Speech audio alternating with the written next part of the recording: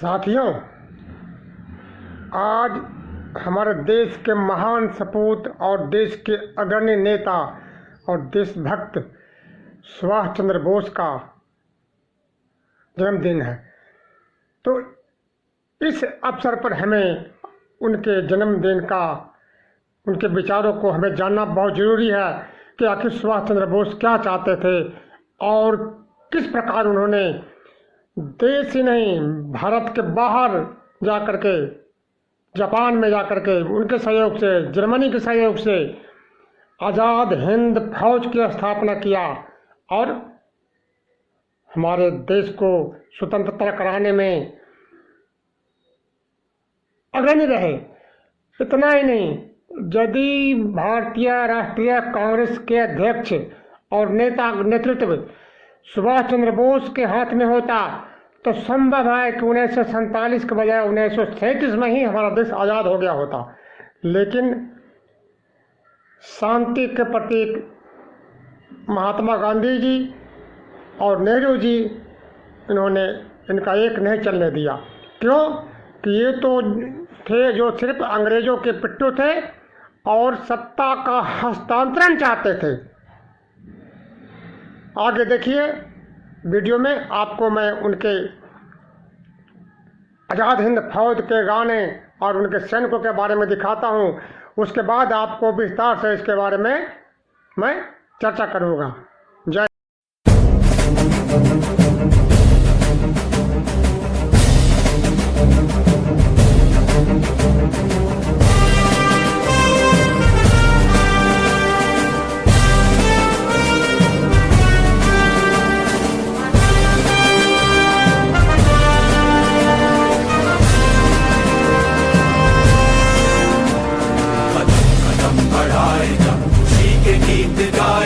ये जिंदगी है कौम की, तो कौम पे लुटाए जा, कदम कदम बढ़ाए जा, खुशी के गीत गाए जा। ये जिंदगी है कौम की, तो कौम पे लुटाए जा।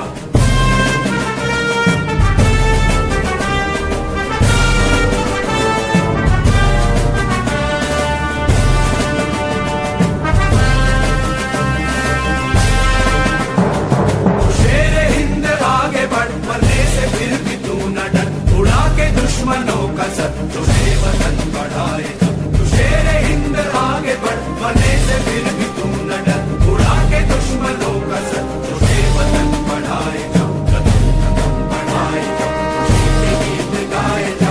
ये जिंदगी है कौम की, तू कौम पे लुटाए जा।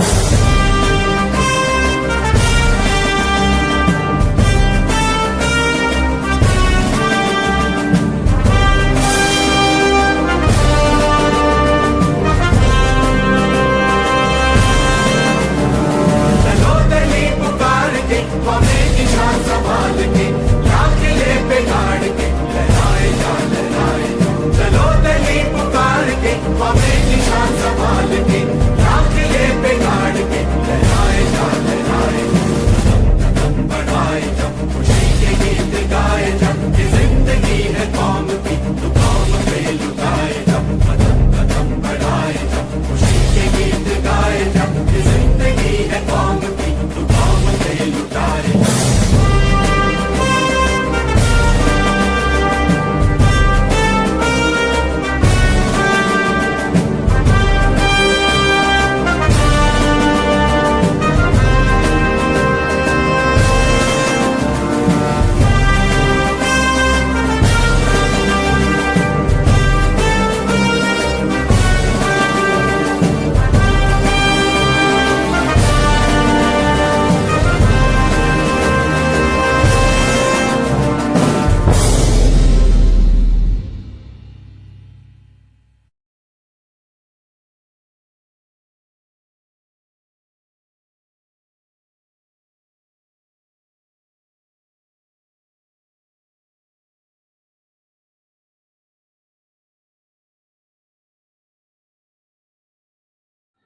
तो दोस्तों, आपने आज़ाद हिंद फौज का जो शीले गीत सुन लिया। अब इनकी जीवनी के बारे में हम आपको विस्तार से बता रहे हैं। लेकिन यदि आप इस चैनल पे पहली बार देख रहे हैं तो इसको ज़रूर सब्सक्राइब करें, लाइक करें और आपको अच्छा लगे तो इसको आगे बढ़ाएं। जैसे कि पता है कि आज के दिन ही 23 जनवरी 1997 को नेताजी का जन्म उड़ीसा के कटक प्रांत में हुआ था, कटक शहर में हुआ था, जो कि बंगाल सूबा का हिस्सा था। नेताजी का नारा था, तुम खून दो मैं तुम्हें आज़ादी दूंगा और जय हिंद। इनके जोशीले नारों ने पूरे भारतीयों के अंदर में रक्त संचार पैदा कर दिया था। नेताजी बचपन से जब छोटे थे तभी बहुत ही कुशाग्र बुद्धि के थे और इनके माता पिताजी ने इन्हें ICS की परीक्षा तैयारी करवा रहे थे ताकि ICS अफसर बने। इसके लिए इनको कलकत्ता के प्रेसिडेंसी कॉलेज में एडमिशन कराया गया। वहाँ एडमिशन तो हुआ, पढ़ाई किए, लेकिन वहाँ के जो प्रोफेसर जो थे वो अंग्रेज थे। वो भारतीय बच्चों के साथ में उनका व्यवहार ठीक नहीं था। एक बार क्या हुआ कि इनके साथी को प्रोफेसर ने धक्का दे दिया। तब इन्होंने अपने सभी साथियों के साथ मिलकर के हड़ताल पर बैठ गए, धरना दे दिए और उन्होंने जिद करने लगे कि ये प्रोफेसर जो है प्रिंसिपल से मिले अगले दिन और बोले कि इस प्रोफेसर को माफ़ी मांगना चाहिए, ये माफ़ी मांगे। लेकिन चूँकि उस यूनिवर्सिटी का संचालन अंग्रेजों के हाथ में था, लेकिन उन्होंने ऐसा नहीं किया। ऐसा मानने से किसी तरह के माफ़ीनामा से इनकार कर दिया। अंत में इनको बहुत इस बात से उनको बहुत विचलित हुआ। इसके अलावा जब जालियांवाला बाग कांड हुआ पंजाब में, उसमें हजारों लोग मारे गए तो इनको दिल को बहुत ही झटका लगा। इसके अलावा जब सरदार भगत सिंह को फांसी दिया गया उस टाइम ही ये इनको विचलित कर दिया। इन्होंने ICS की तैयारी कर लिया था और परीक्षा में इनका चौथा रैंक था। ये ICS की परीक्षा पास करने के बाद ये सरकारी के नौकरी अंग्रेजों को नौकरी कर दिए थे, मगर इन्होंने जो से कि ऐसे नौकरियों को ज्वाइन करना ठीक नहीं समझा और उन्होंने ये संकल्प किया कि ऐसी अंग्रेजों की गुलामी करने से तो अच्छा मर जाना अच्छा, लेकिन ऐसे अंग्रेजों की गुलामी क्यों करें। उन्होंने संकल्प लिया कि हर हालात में जैसे भी हो इस देश से अंग्रेजों को बाहर निकाल के ही फेंकना है। इनकी मुलाकात महात्मा गांधी से हुआ और महात्मा गांधी जी भी इनसे बहुत प्रभावित हुए और राष्ट्रीय कांग्रेस में ये भी शामिल हो गए दोनों। लेकिन महात्मा गांधी जी के विचार और सुभाष चंद्र दोनों के विचार में बहुत फर्क था। ये ग्राम दल के नेता थे, जबकि गांधी जी शांति के प्रतीक थे। वही चाहते थे कि अंग्रेज का सहयोग करो, अंग्रेज अपने आप हमें आज़ाद कर देंगे। यहाँ तक कि इन्होंने जब भगत सिंह को फांसी की सज़ा दी गई थी तो गांधी जी के साथ एक समझौता हुआ था, उसमें बहुत सारे कैदी को छोड़ दिया गया था। लेकिन गांधी जी ने सुभाष चंद्र बोस के कहने के बाद भी गांधी जी ने भगत सिंह और उनके जैसे कई क्रांतिकारियों को लिए कोई पैरवी करने से मना कर दिया। यानी महात्मा गांधी चाहते हो तो भगत सिंह को और जितने भी राजगुरु सुखदेव थे इनको जो फांसी नहीं हो सकता था, लेकिन उन्होंने महात्मा गांधी ने भी इन्हें आतंकवादी मान लिया और इनकी पैरवी नहीं किया, फलता इनको फांसी हो गया। इससे सुभाष चंद्र बोस को बहुत झटका लगा। ये बिल्कुल ही नहीं चाहते थे कि अंग्रेज जो ऐसे कि जो लात के देवता है को बात से नहीं सुनता है, इनके खिलाफ युद्ध छेड़ना चाहिए और इनको बलपूर्वक भारत से भगाना चाहिए। लेकिन शांति के प्रतीक गांधी जी और नेहरू जी, जो कि ये अंग्रेजों से आशा लगाए बैठे थे कि अंग्रेज जाएंगे तो सत्ता का हस्तांतरण हमारे को करके जाएंगे और हम देश के प्रमुख बनेंगे, ये बातें सुभाष चंद्र बोस जी, नेताजी सुभाष चंद्र बोस अच्छी तरह समझ गए थे। इसके बाद इन्होंने 1939 में 1938 में एक कांग्रेस अध्यक्ष पद के लिए चुनाव लड़े और लेकिन गांधी जी ने इनको बिल्कुल सहयोग नहीं किया। उन्होंने अलग उम्मीदवार खड़ा कर दिया। तो गांधी जी, चूंकि देश में, पूरे देश में गांधी जी को बहुत इज्जत था, सब लोग गांधी जी को मानते थे और गांधी जी ने अपना उम्मीदवार खड़ा किया। उसके बाद भी गांधी जी ने गांधी जी के उम्मीदवार को सुभाष चंद्र बोस ने हरा दिया और अध्यक्ष पद पर सुभाष चंद्र बोस हासिल हो गए। जैसे ही सुभाष चंद्र बोस कांग्रेस के अध्यक्ष बने, गांधी जी को बिल्कुल रास नहीं आया। नेहरू जी ने भी इनका कोई सहयोग नहीं किया। गांधी जी ने तो यहाँ तक कर दिया कि जो सुभाष चंद्र बोस से सहमत नहीं है वो इनके साथ से अलग हो सकते हैं, अलग पार्टी बना सकते हैं। इस प्रकार से महात्मा गांधी ने सुभाष चंद्र बोस का एक न चलने दिया। अंत में 1939 में सुभाष चंद्र बोस को कांग्रेस अध्यक्ष पद से इस्तीफा देना पड़ा और वे इस्तीफा दे दिए। इस्तीफा देने के बाद ही इनको घर में ही नजरबंद कर दिया गया। उसके बाद इन पर चूँकि कई तरह के आरोप थे, इनको घर में ही नजरबंद कर दिया गया। लेकिन ये कहते हैं ना कि जो नजरबंद, आखिर किसी को आप कब तक नजरबंद रखेंगे, क्योंकि अंग्रेज उस टाइम अंग्रेज बुरी तरह से युद्ध में फंसा हुआ था। सेकंड वर्ल्ड वॉर शुरू हो गया था और अंग्रेज को चारों तरफ से लड़ना पड़ रहा था। यहाँ तक कि भारत से लाखों फौज, जो कि अंग्रेजी सरकार के फौज थी लेकिन भारतीय थे, उनको लड़ने के लिए विदेश भेज दिया गया था। जो अंग्रेज़ों के लिए जापान से और जर्मनी से लोहा ला रहे थे। उसमें बहुत सारे भारतीय मारे गए थे। बहुत सारे भारतीय को जर्मनी के हिटलर ने अरेस्ट कर लिया था। बहुतों को जापानियों ने अरेस्ट कर लिया था। ये बातें सुभाष चंद्र बोस को अच्छी तरह पता था। उन्होंने सोचा कि अब ये तो अंग्रेज तो ऐसे मानेंगे नहीं और गांधी जी जो ये हमारा सहयोग करेंगे नहीं। तो इन्होंने क्या किया कि इन्होंने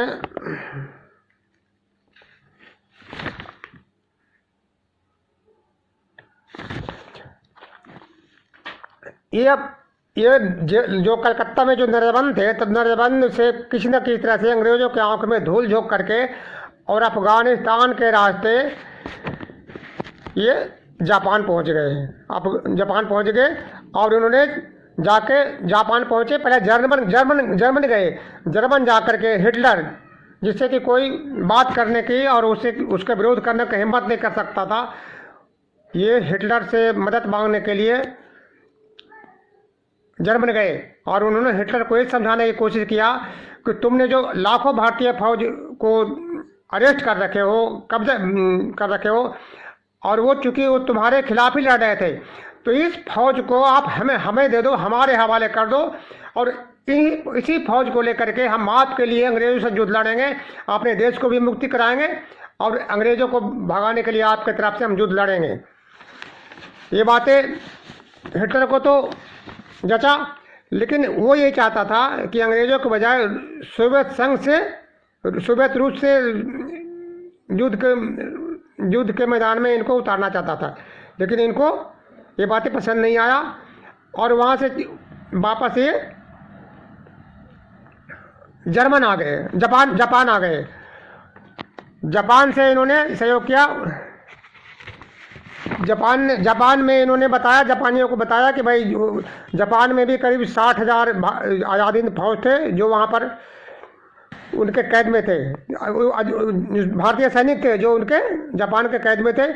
जापान को उन्होंने सुभाष चंद्र बोस ने समझाया कि भाई ये सैनिक अब हमें दे दो और हम इनके सहयोग से अंग्रेज़ों के खिलाफ युद्ध की मोर्चा खोलते हैं। आपका भी सहयोग करेंगे, हम सहयोग करेंगे, हमारे देश से, अपने देश से अंग्रेज़ों को भगाएंगे और आपके खिलाफ, आपके समर्थन में हम अंग्रेज़ों को हर जगह लड़ेंगे।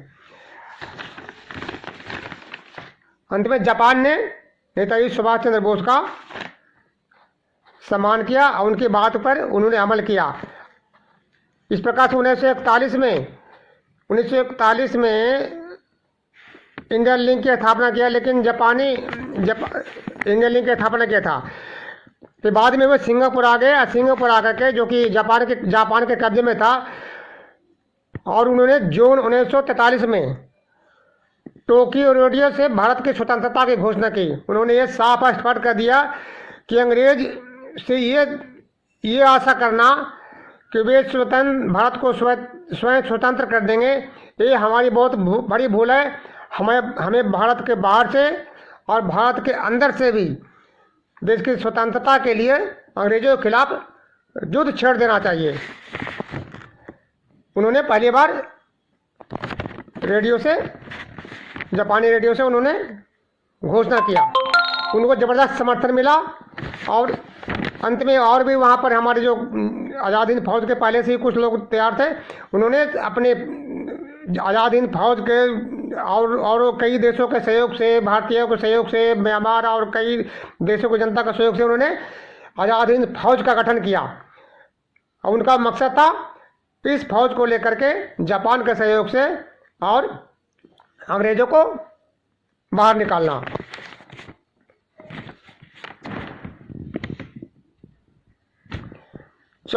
5 जुलाई 1943 को सिंगापुर में इन्होंने पहली बार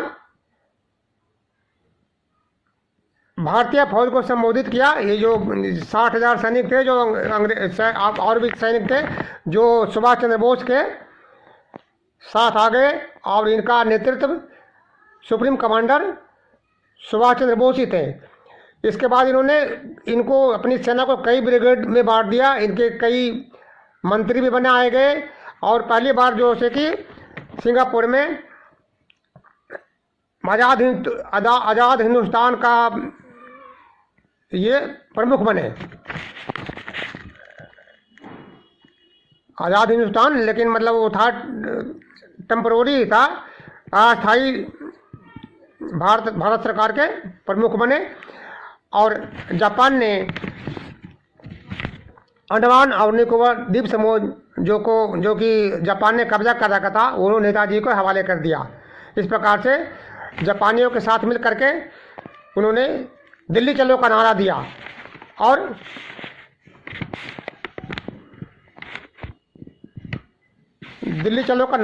और उन्होंने जो से कि कई जापान के बाद उन्होंने जो से कि सिंगापुर और कई जगह उन्होंने अंग्रेजों को छक्के छुड़ाते हुए आगे बढ़ते गए। दिल्ली चलो का नारा दिया और आगे बढ़ते गए। उनकी एक और भी बहुत बड़ी चीज़ जो देखने को मिला है कि उनके जो सेना थे उसमें महिला ब्रिगेड थी और सभी जाति सभी धर्म के लोग थे। उन्होंने बहुत से लोगों ने, भारतीय लोगों ने और विदेशों में लोगों ने उनको बहुत सारे चंदा दिए। उस चंदे से इनको हर तरह के हथियार और फौज इन्होंने तैयार किए। लेकिन उनमें एक चीज़ उन्हें देखने की मिली कि वो धर्म को राजनीति से बिल्कुल ही अलग रखना चाहते थे। उन्होंने साफ इनका मकसद था कि हर व्यक्ति को अपने इच्छा अनुसार धर्म को मानने का अधिकार है। जिस धर्म के नाम पर हम आपस में लड़ेंगे, जाति के नाम पर लड़ेंगे, तो हम देश को आज़ाद नहीं कर सकते, हम देश को एक नहीं रख सकते हैं। उनकी विचारों को पता तब चलता है जब सिंगापुर में एक बहुत बड़े मंदिर के पुजारी ने, उनके पास लाखों की संपत्ति था, वो नेताजी को, जब नेताजी सुभाष चंद्र बोस ने आज़ाद हिंद फौज की स्थापना किया तो उन्होंने अपनी संपत्ति को, मंदिर की संपत्ति को नेताजी को दान में देने की घोषणा कर दिया।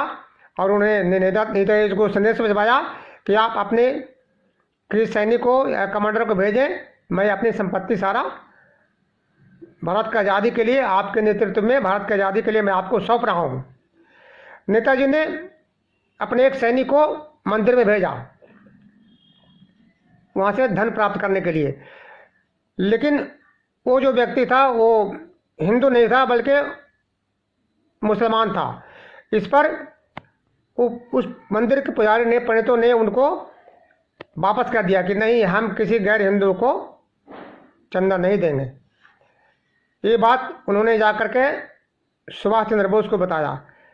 इस पर सुभाष चंद्र बोस बहुत नाराज हो गए और उन्होंने बोला कि ऐसे व्यक्ति की चंदा जो धर्म के नाम पर लोगों को भेदभाव करता है, हमारे सेना में सभी लोग हैं, हिंदू हैं, ईसाई हैं, मुसलमान हैं, सभी हैं, सिख हैं, लेकिन जो धर्म के नाम पर जो बांटता है ऐसे व्यक्ति को, ऐसे पैसे की हमें ज़रूरत नहीं है, वो पैसे हमें किसी काम का नहीं है। उन्होंने उस पैसे को फिर लेने से मना कर दिया। इससे नेताजी सुभाष चंद्र बोस के विचारों को पता चलता है कि धर्म के प्रति उनकी क्या आस्था थी। तो वो लड़ते हुए वहाँ सिंगापुर और रंगून से होते हुए दिल्ली की तरफ कूच कर रहे थे, उनकी फौजें कूच कर रही थी कि इसी दरमियान में दुखद घटना हुआ कि चूँकि अंग्रेज और जापानियों में हर जगह भयंकर युद्ध चल रहा था और अंतिम में युद्ध में, द्वितीय विश्व युद्ध में वो जापान के खिलाफ गया और जापान को घुटने टेकना पड़ा। घुटने टेकने की वजह से क्या हुआ कि जापान के बहुत सारी सेना भी अरेस्ट कर लिए गए और नेताजी सुभाष चंद्र बोस को मदद मिलना बंद हो गया। यहाँ तक कि जापान को हारने के बाद और हिटलर को हार जाने के बाद हमारे जो आज़ादी फौज थे इनको भी अंग्रेजी सरकार के फौज ने बहुत से लोगों को बंदी बना दिया। अंत में आगे की रणनीति तय करने के लिए सुभाष चंद्र बोस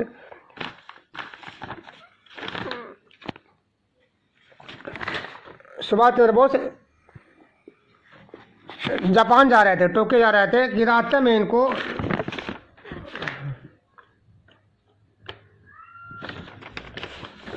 सुभाष चंद्र बोस जब भी इन्होंने सोचा कि अब तो यहाँ हमारा बात बनेगा नहीं, क्योंकि अंग्रेजी सरकार ने उनको बहुत से फौजों को अरेस्ट कर लिया था और बहुत से जो हमारे सैनिक थे वो पकड़े गए थे। तो अंतिम में जो से कि जब जापान जाते हुए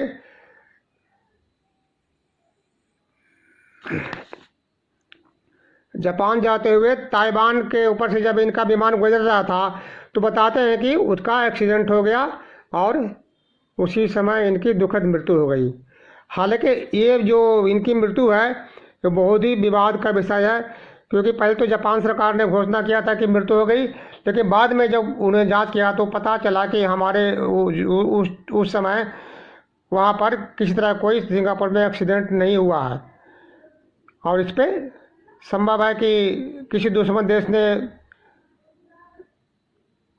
सुभाष चंद्र बोस को नजरबंद कर लिया हो या क्या है, इसके बारे में अभी तक कोई साफ क्लियर नहीं है कि वास्तव में वो विमान दुर्घटना में उनकी देहांत हो गया था या फिर किसी विरोधी सैनिकों के द्वारा वो पकड़ लिए गए थे। इसका कुछ पक्का सबूत अभी नहीं है। तो दोस्तों, ये था हमारे देश के सबसे अग्रणी और महान नेता, पक्का देशभक्त और देश को एक राष्ट्र के रूप में मानने वाले सच्चे देशभक्त, इसको जितने बार नमन किया जाए कम है। जय हिंद।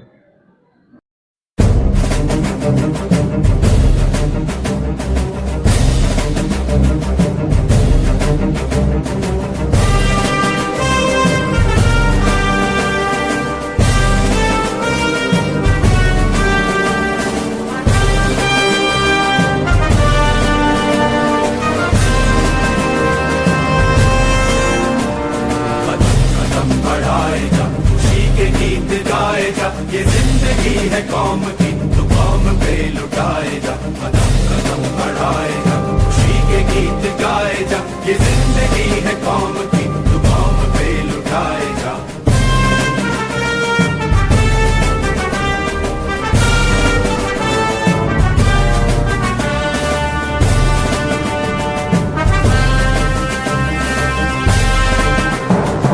शेरे हिंद आगे बढ़, मरने से फिर भी तू न डर, उड़ा के दुश्मनों का सर, तुझे वतन बढ़ाए जा। तू शेरे हिंद आगे बढ़, मरने से फिर